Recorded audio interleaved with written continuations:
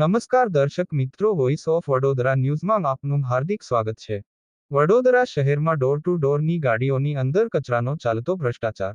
પણ હવે તો ડોર ટુ ડોરની ગાડીઓનો ઉપયોગ લોકોને લાવા લઈ જવા માટે પણ થઈ રહેલ છે। ત્યારે ખોડિયાનગર પાસે ડોર ટુ ડોર ગાડીઓમાં લોકોની અવર જવર કરતા યુથ કોંગ્રેસના કાર્યકારી પ્રમુખ પવન ગુપ્તાએ પકડી પાડેલ હતો અને તપાસ કરતા કોન્ટ્રાક્ટરની જાણ બહાર આ ગાડીઓનો ઉપયોગ પેસેન્જરને લાવવા લઈ જવામાં કરવામાં આવતો હોય તેવી જાણકારી મળી હતી। વધુમાં પવન ગુપ્તાએ જણાવ્યું હતું કે જો આ જ રીતે ડોર ટુ ડોરની ગાડીઓનો ઉપયોગ માણસોને અવરજવરમાં થતું હોય તો ભવિષ્યમાં આ ગાડીઓમાં કોઈ ગેરકાનૂની વસ્તુઓની અવર જવર થાય અને પકડાય તો નવાઈ નહીં। કોર્પોરેશને આ બાબતને ધ્યાનમાં લઈ જલ્દથી જલ્દ યોગ્ય પગલાં લઈ ડોર ટુ ડોરમાં ચાલતી લાલિયાવાડી રોકવાનો પ્રયાસ કરવો જોઈએ।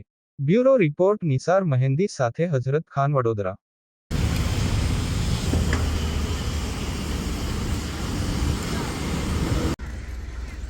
વડોદરા શહેરના અંદર ડોર ટુ ડોરની ગાડીઓના અંદર ખૂબ જ મોટો ભ્રષ્ટાચાર થઈ રહ્યો છે। પાછલા 1 મહિનાથી યુથ કોંગ્રેસ દ્વારા ડોર ટુ ડોરમાં ચાલતા ભ્રષ્ટાચાર સામે અવાજ ઉપાડીને લડાઈ લડાઈ રહી છે।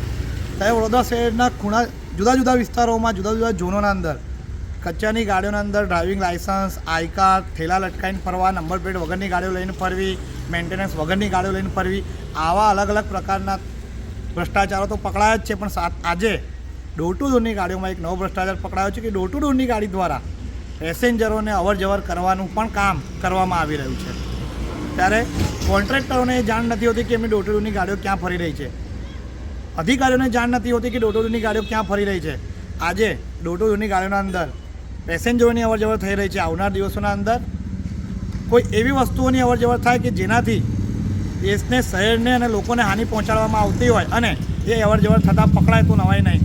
ત્યારે આવનાર દિવસોના અંદર કોર્પોરેશનમાં ફરી એક વખત જઈને સોલિડ વેસ્ટના અધિકારી ધર્મેશ રાણાને ફરી જગાડવાનો પ્રયાસ કરીશું અને ડોર ટુ ડોરમાં જે ભ્રષ્ટાચાર થઈ રહ્યો છે એ જલ્દીથી જલ્દી દૂર કરવામાં આવે અને ડોર ટુ ડોરમાં ચાલતી ગાડીઓનું વ્યવસ્થિત રીતે ધ્યાન રાખવામાં આવે અને એના ઉપર કોઈ એક લગામ કસવામાં આવે એવી માંગ યુથ કોંગ્રેસ દ્વારા કરવામાં આવવાની છે।